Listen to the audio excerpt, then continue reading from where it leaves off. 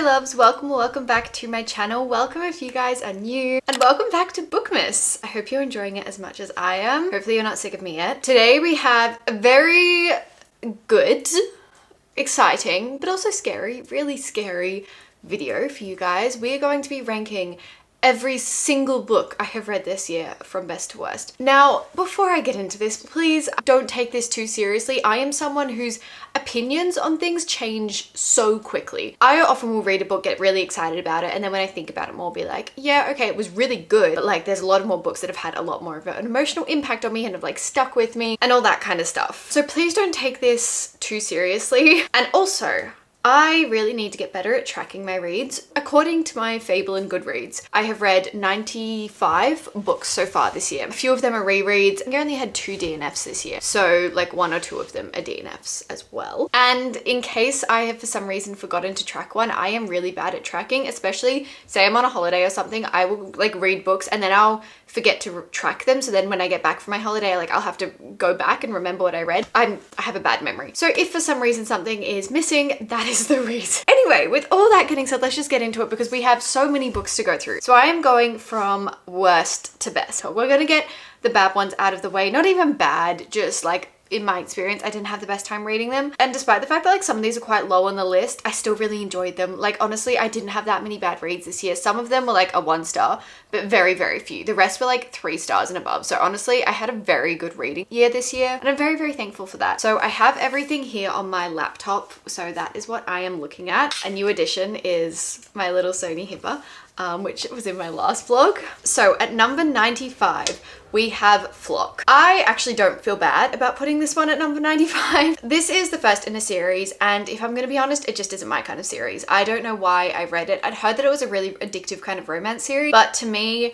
there wasn't enough plot, and there was this one scene, which if you've read it, you know, it just completely turned me off. I was like, I cannot do this. I got through the book. I read the entire book. Honestly, I got the ick. I really got the ick from this book, and that is just because that is not my taste in books. I don't really read dark romance, and although I don't know this is classed as a dark romance, from memory, this is basically about a girl who moves to a small town after she graduates high school to live with her dad. Her parents are separated, and she picks up a summer job and meets this kind of gang of boys, and there's like a lot of mysterious things about that gang. Yeah, that's all I'll say. Honestly, it just wasn't my kind of book, and I'm sorry about that because I know it's a very loved series. At number 94, we have Say You Swear. Again, this just really shocked me. I really expected to love this book, and I think that's why I've put it so low, because I had such high expectations. This is probably one of the most loved books on BookTok, if I'm going to be honest. At least on my For You page it was for a long time. Everyone said it was like so emotional, like Boys of Tommen almost, like that kind of emotional connection. It's a sports romance. I think it's a football romance, and we are set at an American college. So it's kind of like what I really usually enjoy. Number 1, I found it really, really hard to get through. I couldn't get through it for some reason. The only redeeming quality about this book was Noah. Noah was wonderful. I love Noah. He has no faults. And then like this thing happens at the end, and I was just kind of like, what? Like, really? I don't know. That was just, I think because I went in with such high expectations, it just wasn't for me. At number 93, we have The Brutal Prince. This was actually one of my only DNFs for the year. I just got about 50% through, and I was like, you know what? I don't think this is my kind of book. Again, I'm not a dark romance girly, and this is a mafia romance series. I think it just wasn't what I was going to enjoy, and I just didn't feel connected to the characters. I didn't feel any chemistry between the characters, anything like that. So again, I think completely my fault for reading it. Yeah, just not my kind of book. I won't say too much on that one. I feel like it's a very loved series, and I don't want to offend anyone, because if you love that series, I'm so happy that you do. At number 92, here we're going to get into a lot of thrillers, because despite the fact that I have read a lot of thrillers this year, I don't like them that much. I don't know why I do it to I think they're just really good in between books to read, and that's why I read them so much. So number 92, we have The Perfect Child. If I'm going to be honest, I got scared from this one, and it freaked me out, and I didn't like the child in it, and actually made me there was some really gory scenes, and I am not one for gore. I hate gore. I avoid it. This is basically about a couple who adopts a child because they think they can't have a child together, that she can't get pregnant. They adopt this child who's, I think she's a few years old when they adopt her, and weird stuff starts happening. I will say, definitely some really big plot twists in this one, definitely some jaw-dropping moments, but it creeped me out, and it made me shiver because there were some really gross parts in it. Okay, number 91, we have The Teacher by Frey McFadden. I didn't hate this one. Actually, I read it really, really quickly. I think I read it in less than 24 hours. The reason I put it so low is I felt really uncomfortable whilst reading it. From the title, you can probably guess the trope if you want want to. I won't say it in case you want to be surprised. In true Frey McFadden fashion, I was hooked the entire time. I binged it the entire time. The plot twist at the end definitely got me. Like, I was definitely shocked at that. It made me feel uncomfortable, which is why it's so low. At number 90, we have Academy for Liars. This was actually the only other book I DNF'd this year. And although I DNF'd it, it was not my kind of book. And again, I went in with very different expectations as to what it was. I went in thinking this was going to be some like magic school, academy setting, like Zodiac Academy, but like a bit mature, if that makes sense. But I was very, very wrong. And there was a lot of substance use in this, which I just didn't feel like was necessary. And I feel like there was a lot of random plot points that I just wasn't, I mean, maybe if I read to the end, I would prove myself wrong and I would be calling myself an idiot, but I just in the moment wasn't loving it. I don't know whether I'll pick it up again. It just wasn't something I was connecting to. Don't think I was in the right like headspace to read it when I did. Number 89 is The Co-Worker by Frey McFadden. Again, actually really enjoyed this one. I read it whilst I was traveling to Japan earlier this year. It guessed one of the main plot twists, which I think that's just why I put it lower. But it was really entertaining, honestly. I can't complain too much. The main protagonist's obsession with frogs was slightly strange. Number 88 is One by One, also by Frey McFadden. The only reason I have put this so low is because I guessed every single plot twist to that book. This is basically about a group of friends that are going on a like vacation together, and on the way there, their car breaks down and they don't have, like, they're in the middle of nowhere to get to this cabin. They're like, you know what, let's just walk the rest of the way. And like that premise was really cool. It kind of gave me like the Blair Witch Project kind of vibes. But yeah, as I said, I guessed every single plot twist, and for that reason I was like, come on, like really, Frey McFadden. Like, that never happens to me. She always gets me, but for some reason that one I picked it out. 87 is The Housemaid is Watching, again by Frey McFadden. We'll get through these very quickly, I promise. I really liked The Housemaid. The Housemaid's Secret, I think the second one was called, I really did enjoy as well. But this one just kind of felt like keep going for no kind of reason. If you know what I mean? Like, it kind of felt like it was for the fans. Like, it was still really entertaining though, and still a really quick thriller. And if you read all of those like back to back, I feel like that would be really fun. 86, we have Happily Never After by Lynn Painter. Now, I've only read a few of Lynn Painter's books, and they are all her YA books that I've read so far. This one was good. It just, again, like, I can't even tell you what. It gave me the ick for some reason. I don't know why. I actually can't remember reading this very well. It was at the beginning of the year that I read this. But I just didn't connect to the characters, didn't really connect to the plot. I liked the premise. It was basically about people who were paid to disrupt a wedding so that like whoever was getting married could get out of that wedding like easily, so like they would object to the marriage. I feel like Lynn Painter's adult romances just aren't for me. I much prefer her YA romances. I am now realizing that I've put The Co-Worker on here twice. We'll see what I was missing when we get to the end. So we're going to skip number 85 and go to number 84, which is Rosie and the Dreamboat. This was a novella, part of the Imperfect Meet Cute series, I think it's called. It's basically a series on Kindle Unlimited, and they got a bunch of romance authors to write a bunch of novellas for this little series. So they're all like 100 pages each. This one I just didn't love. I realized Sally Thorne just isn't for me. I don't love her writing. It was just a little bit too cringy for me, but again, it's a novella. Like, you can't connect too much to it. It's like, it was like 80 pages or something. Number 83, we have Ninth House by Leigh Bardugo. This pains me to say. This truly pains me to put this so low. I love Leigh Bardugo. The Grishaverse is my entire personality. It's one of my favorite interconnected series I have ever read. Again, went into it with very different expectations, and is a dark academia, but I didn't realize like emphasis on the dark. I just feel like I should have looked up trigger warnings before going in. There were some really sensitive topics that were talked about, and it really just caught me off guard. Again, didn't really connect to any of the characters, but yeah, I think I just should have looked up trigger warnings. It was very intense and not what I was expecting. Number 82, we have No Exit. This is a quick little thriller, and look, honestly, if you want a quick mindless little thriller, this is definitely very good. I think I gave this like a 3 stars. Like, it wasn't bad by any means. It just didn't stand out to me as a thriller, but I do love the premise. Basically, I'm pretty sure there's a movie of it as well, actually. There is a massive snowstorm on the road, and we have 3 or 4 kind of groups of characters that get stuck at a certain stop point, because like a fuel station, because they can't go on in the snowstorm. One of the characters goes out to her car, and on her way to the car she looks into a van and she sees a little girl tied up. Like, that's the premise, and I thought the premise was really, really cool. And then it's kind of like only a group of suspects that possibly could have done it. Like, it's a whodunit kind of mystery. Again, just didn't stick out to me, but really fun. Number 81 is Want to Know a Secret by Frey McFadden. I went into this knowing absolutely nothing. I hadn't seen anyone talk about this, and I just was really pleasantly surprised. It's set in a suburban neighborhood, and I feel like when it's like suburban mums, like that kind of setting, I don't know what about it, but I love it. I love it so much. I love the drama. I love the suspense. I love like trying to like decode who's doing the mysterious things. Like, I don't know, I really, really liked it. And this is following a mum who is a baker influencer. Like, she bakes and stuff on YouTube. It's just really interesting. Really, really interesting. Some really hated characters in there though. Number 80 is The Worst Wingman Ever by Abby Jimenez. The only reason this is so low is because it is part of that novella series that I was talking about before. Again, honestly, really enjoyed it. Can't complain. It was really fast paced. Somehow Abby made me cry in that book, even though it was like, again, like 70 pages or something like that. There were just a few little elements that I didn't love. But again, it's a novella. Like, that's literally the only reason I've put it so low. Number 79 is None of This Is True by Lisa Jewell. I actually listened to this on audiobook, like fully, which is very rare for me. I don't usually listen to a book completely on audio. I'll usually go back and forth between the audio and physical. And I actually really, really enjoyed it. I found it really fast paced. What was really interesting about this one is it's about two women who go out for dinner like separately on their separate little dates. And then they're both celebrating their birthday and they realize they are the exact same age and have the exact same birthday. One of them has a podcast and they decide to do like this podcast series on being birthday twins. And just all these secrets start to unfold. It's really interesting. I really liked, like, when you were listening to the audiobook, it was like listening to a podcast when they did the podcast sequences. So that was really interesting. I really liked that layout. Number 78 is Home Before Dark by Riley Sager. If you want like a supernatural type kind of thriller, this is like the perfect book. I read House on the Lake last year by Riley Sager and really, really didn't like it. But this one's kind of restoring my faith in him again. I definitely want to read more of his books. It was basically about this house that had like a lot of haunted activity or like creepy activity happening within it. So that whole premise was really cool. It was really fun. As I said, like the best like kind of spooky season read for next year if you want. The reason I didn't rate it too highly, I can't really say because it's a spoiler, but the ending. I'll just say that.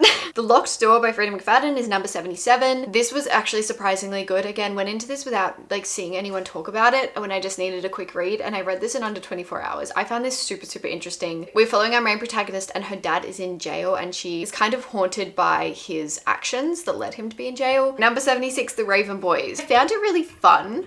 Quick, fast-paced, a very like YA kind of book, and I think if I read this when I was 14 I would have been absolutely obsessed. So kind of regretting that I didn't. At number 75 we have The Zodiac Academy. I am so sorry for putting this so low. I am so truly sorry. This is only the first book. I haven't read the second one as of yet, but the reason this is so low is purely because of the cringy aspects in it. I really didn't love the writing, and there was like the Fae book situation, the Gemini twins, and I don't know, all of that. Like, I feel like I went into it thinking I was gonna love it because like I'm obsessed with kind of star signs and I love like a good academy setting in a fantasy book, but it was just the writing really wasn't for me. I found it really hard to read. I do know that lots of people have the exact same experience in the first book, and then the more they read, the more they enjoy it, like in the series. So I am going to continue that series, give it another chance. But yeah, for the first one I rated it like a 3 stars. Like, really wasn't that addicted to it as I wanted to be and as I expected to be. Number 74 we have Nightbane by Alex Astor.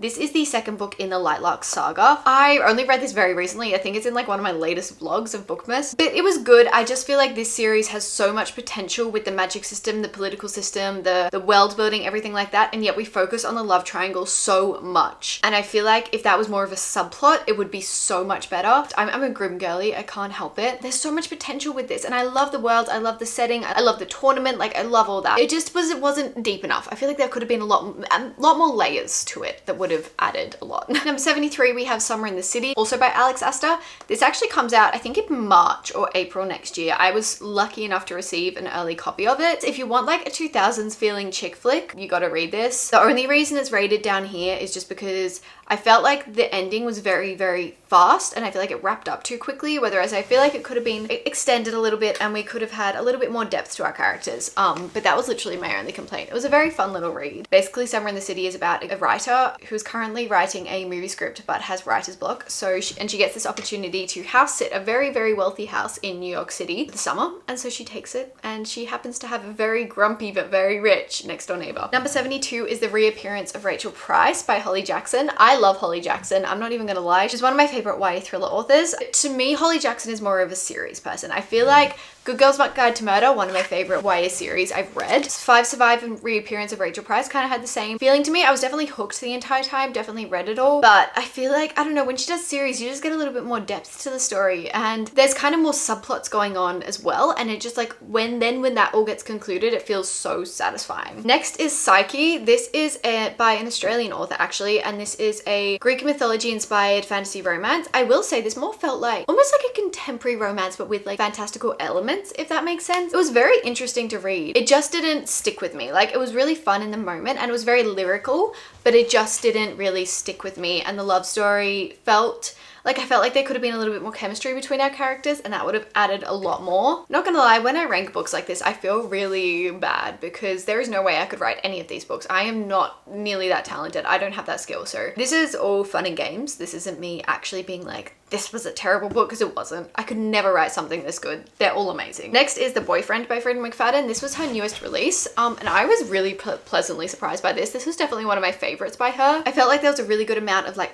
potential plot twists, potential suspects for our situation, and the plot twist like blew my mind. I just was not expecting it. Number 69 is The Exception to the Rule. This is the first book in the novella series that I talked about before, The Imperfect Meet Cute. This is by Christina Lauren, and I'm realizing that I really like Christina Lauren's writing. Well, they're actually a joint like authors. They're two women, and I love their writing. I really do. I don't know what it is. This little novella was very, very short, obviously, and it was basically an email chain between two students who accidentally emailed each other on Valentine's Day and then have kept up that tradition for emailing each other on Valentine's Day every year. So it's set over like 10 years. And I just thought it was so cute. It was so fun to read. And I really like Christina Lauren like a lot more than I kind of realized. I definitely want to read a lot more of their books. I've only read, I think, On Honeymooners, Love and Other Words, The Love Experiment, something like that. Yeah, I need to read more. At number 68, we have The Pumpkin Spice Cafe. If you need like a cute fall cozy kind of read that literally feels like Gilmore Girls, this is perfect. Like, we have town meetings, all of that kind of stuff. We have markets, all that. It is very, very cute, cozy kind of read. The only reason it's at 68 is because I just found it a little bit cringy at times, but it kind of almost felt like a Netflix Christmas movie. Slightly cringy, but you kind of love it for that. I don't know. It was very, very cute. It's actually a part of an interconnected series, and I'm definitely going to be continuing that. Number 67 is Wildfire. This is the second book in the Maple Hill series, like Icebreaker, Wildfire, and Daydream. Wildfire is actually my least favorite in the series. I still enjoyed it. It's still really fun, easy read. I don't get why Icebreaker gets so much hate. I thought it was like a cute kind of chick flick. Wildfire, I feel like I just didn't connect to the characters as much, and that's literally the main reason it's down there. Basically, this one is set at a summer camp. Our two protagonists are kind of helping out at a student summer camp. So it's really fun, cute setting, very good for summer. I read it in winter. At 66, we have The Deal by Elle Kennedy. This has been on my TBR for the longest time because it is obviously one of like the most popular romance series on BookTok, and I just really wanted to start it. I read this when I was overseas, and I really don't know why I haven't continued this series, probably just because I don't have it physically, so I often forget about it. But it was really good, really quick, fast moving. I actually really loved our love interest. From memory, it's fake dating, which is like always a good trope to me. I always love fake dating. At 65, we have Ward D by Freddie McFadden. This was just freaky. We're set at a psychiatric ward and our protagonist is taking the nighttime shift. It's just freaky. It's really mind-blowing. Like, genuinely don't read this at night. It freaked me out. At number 64, we have The Avalon Tower. I actually read this because the author sent it to me. She sent me an early copy, and this was really just fun. It was a really fun romancy read. We are set at a magic school. We have enemies to lovers. It didn't stand out to me. Like, it didn't alter my brain chemistry, but again, if you need like a mindless kind of romancy read, I feel like it's really, really good for that. At number 63, we have Do Not Disturb by Freddie McFadden. Again, went into this with little to no expectations, and was pleasantly surprised. Was very pleasantly surprised. I just found it really interesting. I am actually struggling to remember the plot now I think about it. When you read so many of Freddie McFadden's thrillers, like all at once, they start to blur together. But in my review, I was very nice about it. Number 62, we have Behind the Net. This is a sports hockey romance. I'm always gonna love a hockey romance, honestly, and this one was no exception. This one is about a hockey player who is like doing really well in his career, but he wants to stay close to home because his mum is sick, and then he ends up adopting a dog that he literally finds on the side of the road, and he's like, okay, I need a personal assistant to kind of help me out of my day-to-day activities. So he hires someone who happens to be his school crush from back in high school. It's very cute little like meet cute situation. Number 61 is Love Redesigned by Lauren Asher. This one actually really surprised me because I did not like the fine print by Lauren Asher. I really don't like the Dreamland Billionaire series. I don't know why. I just didn't connect to it. I didn't love the characters, anything like that. But Love Redesigned like took me by surprise, and I really liked it. I really liked the slow burn of it. They're definitely big books for a romance book. They're like 500 pages, and I feel like it could be shortened a little bit. They were really entertaining to me. I actually really enjoyed them. At number 60, we have Light Luck. Again, talking about books that took me by surprise, Light Luck really did. Again, when I kind of prepared myself for the worst going into this one. I don't know why. I feel like I've just seen such mixed reviews on TikTok that I really didn't know if I was gonna love it or hate it. But give me a trial aspect in my fantasy romance books and I will at least be rating it 3 stars unless it was truly wrong. I actually rated this 4 stars. Like, I actually really enjoyed it. I just found it really interesting. I really liked the magic system. I really liked the fact that all of our different like magical people had different curses that they were trying to break and different powers. I really enjoyed that. Number 59, we have Powerful by Lauren Roberts. This is literally a novella to Powerless and I cried my eyes out. The only reason it's lower is because it's a novella. I forgot about it pretty quickly after reading it. It was really good. It's really good and I cried so much. Number 58 is Not in Love by Ali Hazelwood. This is one of her newest releases. It is her newest release actually. I actually really like Ali Hazelwood. I really didn't expect to. I read her first book that she published, The Love Hypothesis, and I really didn't like The Love Hypothesis. But then I loved The Love Hypothesis. Why are they all such similar names? Okay, whatever her first book is. I read that, didn't like it, read The Love Hypothesis, fell in love with her writing. And yeah, that's continued in this book. I really thought it was cute. Cute little STEM romance. Not that I understood much of the STEM talk, but anyway. 57 is Hunting Prince Dracula. This is the second book to the Stalking Jack the Ripper series. We have a little line of romance, a good line of mystery. It's a YA mystery series. I highly recommend this series. I think it's really underhyped. Number 56, we have Deadly Occupants by Mads Rafferty. This was a really fun thriller. It's literally Pretty Little Liars meets Paranormal Activity, like put it into one. We have a really strong kind of friend group and I also loved the ending. Like, I loved the ending. It was so good. Number 55, we have Never Lie by Freda McFadden. This is actually probably my favorite Freda McFadden book. I really just didn't guess where this was going. It really took me by surprise and I feel like it's everyone's favorite, but like for good reason. So if you're gonna read one Freda McFadden book, read that one. Next at 54, we have The Naturals by Jennifer Lynn Barnes. This is the first book in the Naturals series. I read the Inheritance Games last year and I really didn't like it, sadly. I really wanted to. I was told it was like Knives Out and I don't know, I didn't find that. Sorry, I'm ranting about the wrong book series, but I tried The Naturals and I loved it. We're basically following a group of teenagers who have been handpicked to help the FBI because they all have these kind of unique abilities. For example, one of them is really good at like detecting lies when people are lying. Other people can read emotions really well, all that kind of stuff. And it really helps the FBI and they start to help them out in cases. So I really enjoyed it. The next one, 53, is The Rogue King by Abigail Owen. I am loving Abigail Owen's writing. I literally love it. This is the first in her Inferno Rising series, which I'm definitely going to continue. I would call this like a paranormal fantasy romance series. We have dragon shifters, we have phoenix shifters, we have werewolves, we have vampires, like so much paranormal activity. I love it. It just was very spicy and I'm not typically one for spice, but I really liked the plot, so I kind of just looked past that. Okay, this little section is my rereads. I've actually counted 5 books in one for this one, which is why I have clearly like forgot one later. And that is the series of Unfortunate Events because they're all such little books and I just wanted to like include them. So actually I've read like 100 books this year. I just realized that. So yeah, I've just kind of included them all in one. I love the series of Unfortunate Events so much. It is such a sentimental series to me, but it is a reread that I was doing. I've just kind of rated them all 4 stars. Like, I feel like that's pretty fair. And I literally love them to bits. For next rereads, we have Harry Potter and the Goblet of Fire at 51 and Harry Potter and the Order of the Phoenix at 50.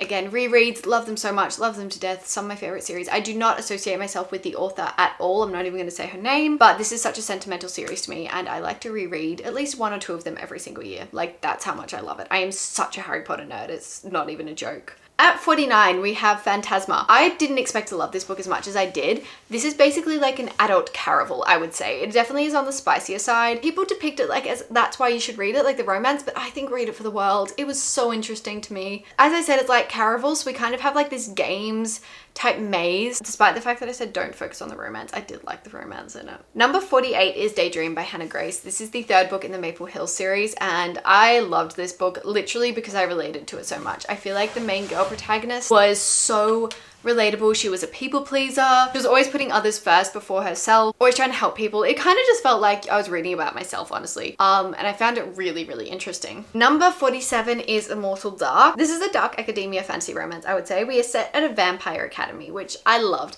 I loved the setting for this. I definitely think it was a little bit darker than I expected. This wasn't as addicted to it as I could have been, but I did really enjoy it. I really liked our main protagonist. Yeah, I do think it's definitely worth your read. Like, put it on your TBR. At number 46, we have Emily Wilde's Encyclopedia of Fairies. This is a book I've been putting off all year and I finally read it and I'm happy to report I loved it. It was such a cute fantasy romance. It was really cozy, whimsical. I loved that our main protagonist was so quirky, like she was so weird, and I loved that about her. And the relationship was also really like natural. It felt so natural. It was like her nemesis that she's basically went to this town to report on fairy activity to help her encyclopedia, and her like academic nemesis was there. All right, number 45 is Escaping from Houdini. This is the third book in the Stalking Jack the Ripper series. The way I can describe this is Now You See Me set in the 1800s, but we're stuck on a boat. That's all I'm gonna say. I loved it. It was great. Number 44 is City of Brass. If you want like a new fantasy trilogy to read, this is the perfect trilogy. I loved it so much. We set in Cairo,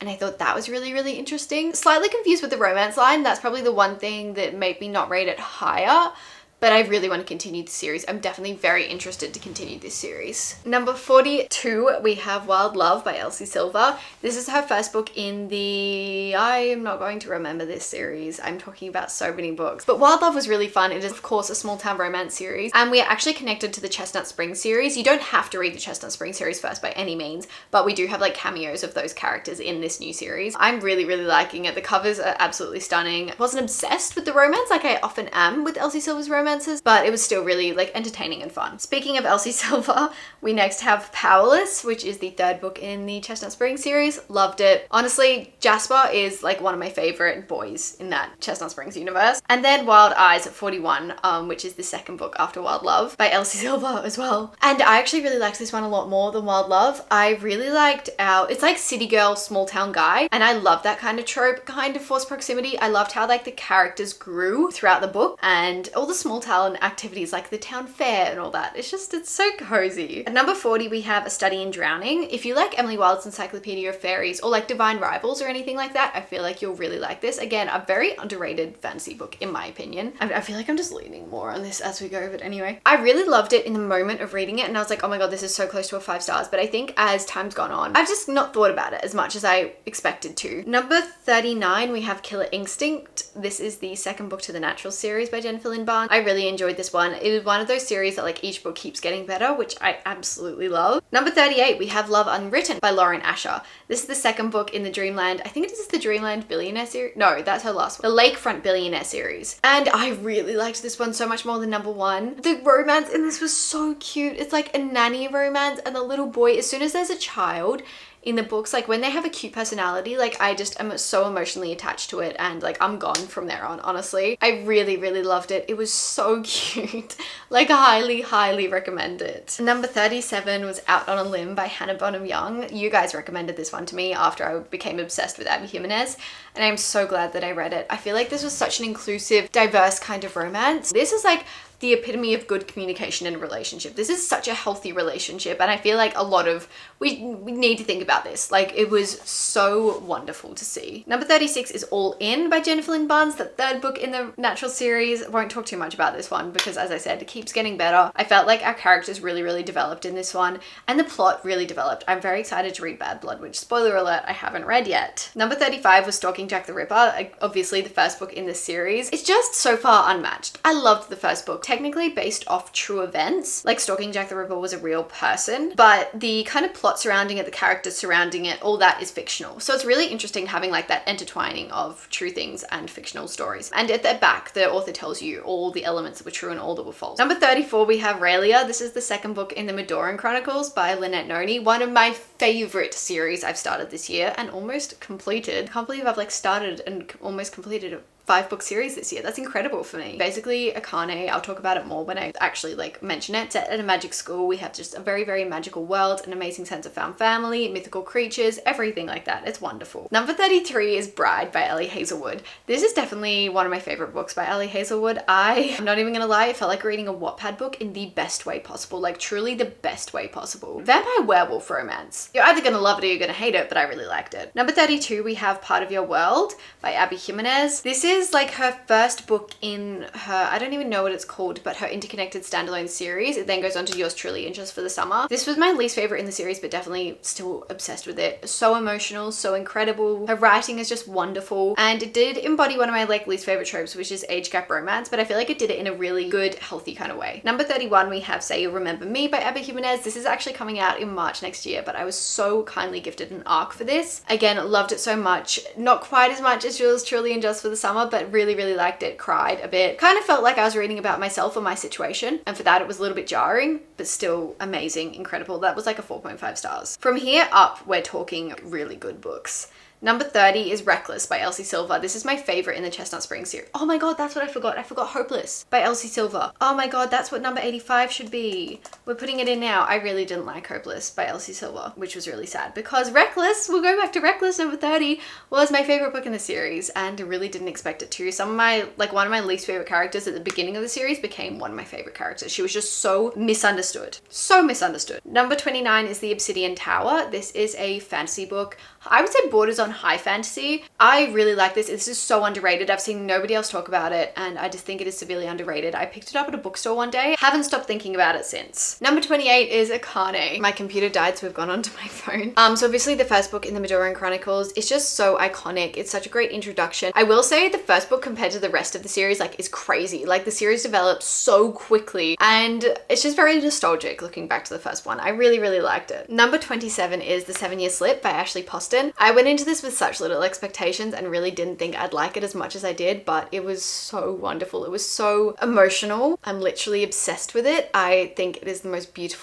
of the most beautiful romances I've read. It is a time travel romance, which is something I don't usually love, but oh my gosh, was I obsessed with this. Number 26 is The Jazzed Heir. This, again, severely underhyped romantasy book. This is an Egyptian mythology inspired fantasy romance book, and we have a tournament setting, we have enemies to lovers, like a slow burn enemies to lovers, which always will love more. It's just so much fun. I really, really enjoyed it, and I think it's severely underrated. At 25, we have Heat of the Everflame. Now, I really tossed and turned about this one. I didn't know whether I wanted it higher because, well, in the moment I did really enjoy it, but it was 1,000 pages and I really don't think it needed to be. I really don't think it needed to be that long. Our main protagonist was really bugging me the entire time, and I think that's the main reason I ended up putting it at 25 and not higher, because the rest of the series is higher. I just feel like it could have been shorter. Love Luther as a love interest. He is amazing. Number 24, we have Two Twisted Crowns. This is the second book and the completion to the duology of One Dark Window. I think this is an incredible duology. It's one of my favorite duologies I've ever read, and that's saying something. Everything was so balanced. The fantasy was incredibly well balanced. The romance,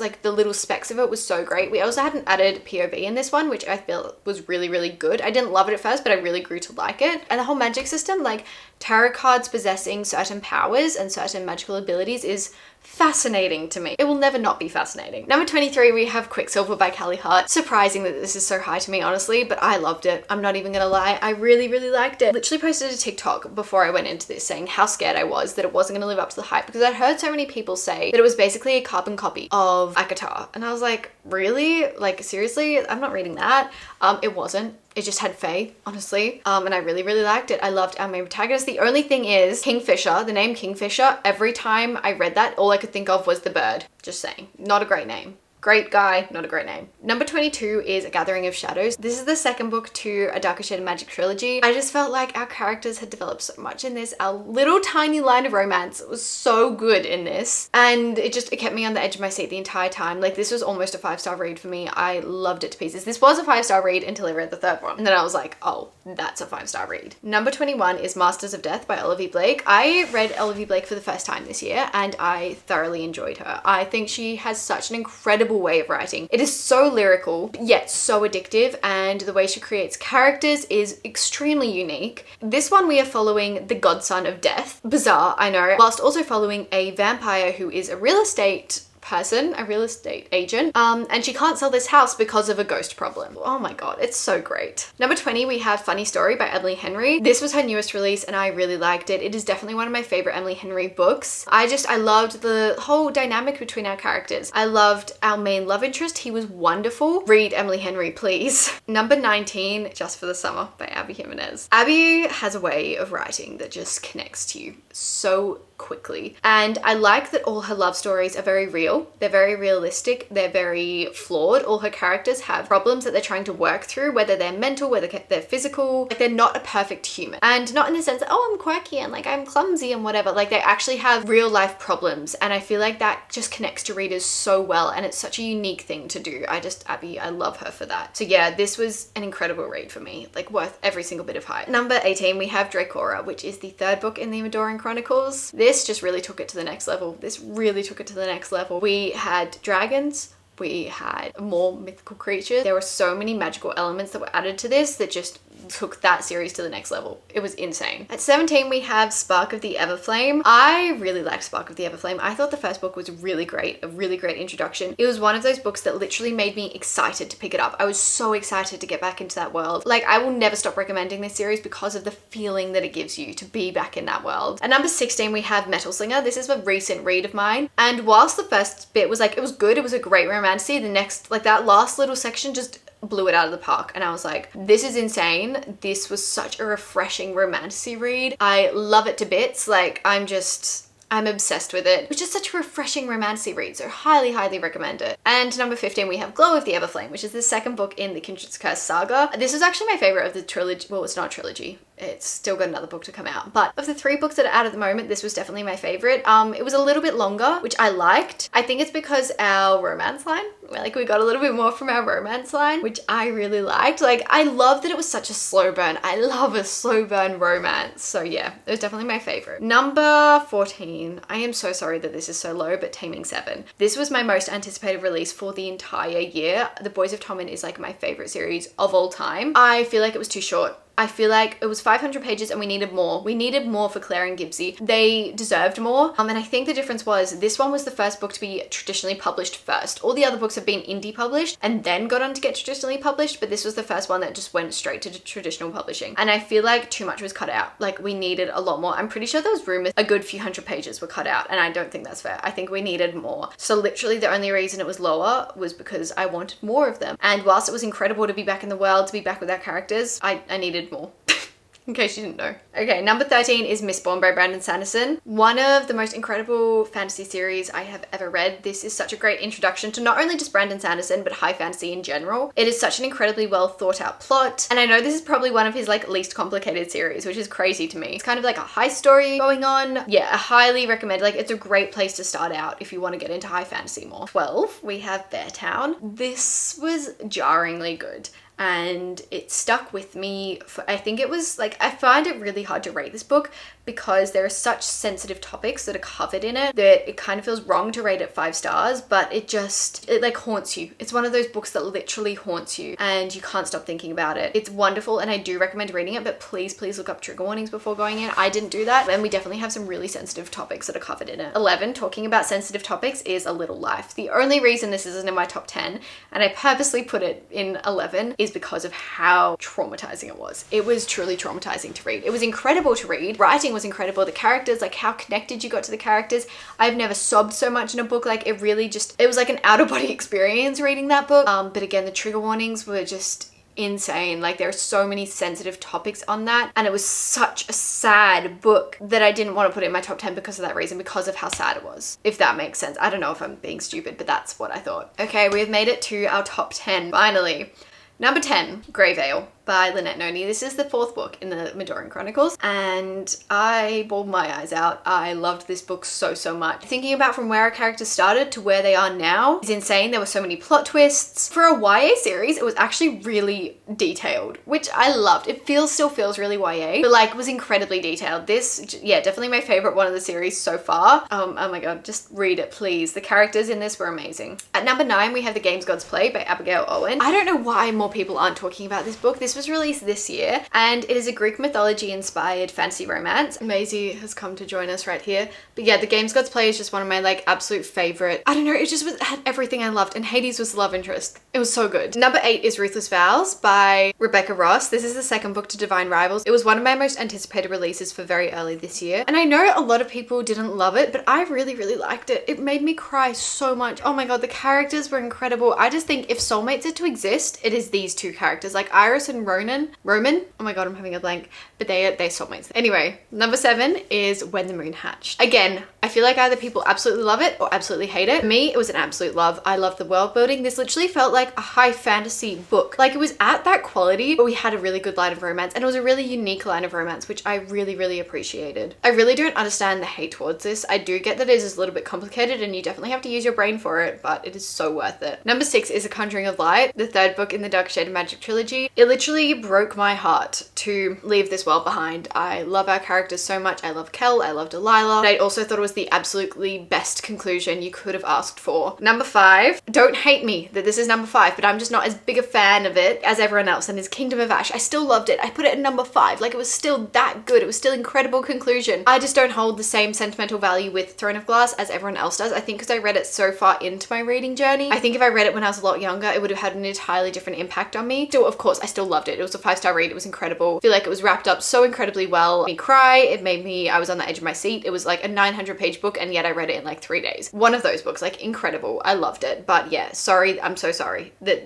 you'll probably get mad at me when this book is further, but I just connect to these characters more. And that is The Well of Ascension by Brandon Sanderson. I don't know what it was about this book, connected to it so much. It has stuck in my memory. The characters, the world building. I love Brandon Sanderson's writing. I think the way he intricately puts together worlds is wonderful. Magic system is wonderful. His plot twists are crazy. I never know where the story's going. He is so unpredictable. Like, when you think this, like, there's something that could never possibly in a million years happen, it happens, and you just are left staring at the wall. That's how I felt after this book. Number 3 is yours truly by Abby Jimenez. I did not expect to love this book as much as I did, but oh my gosh, it hit close to home. This was just so refreshing. As I said, Abby Jimenez has a way of writing that her characters feel so real, so flawed, but in the best way possible, and they work through those things together. I've seen a lot of people say the miscommunication in this is awful, but I feel like it's very realistic because of what these characters are going through. I think it just really depicts relationships in a really beautiful way, but realistic way. I love her so much. I cried in this. This is my like everything romance book, and I did not think this was going to be making top 3. Number 2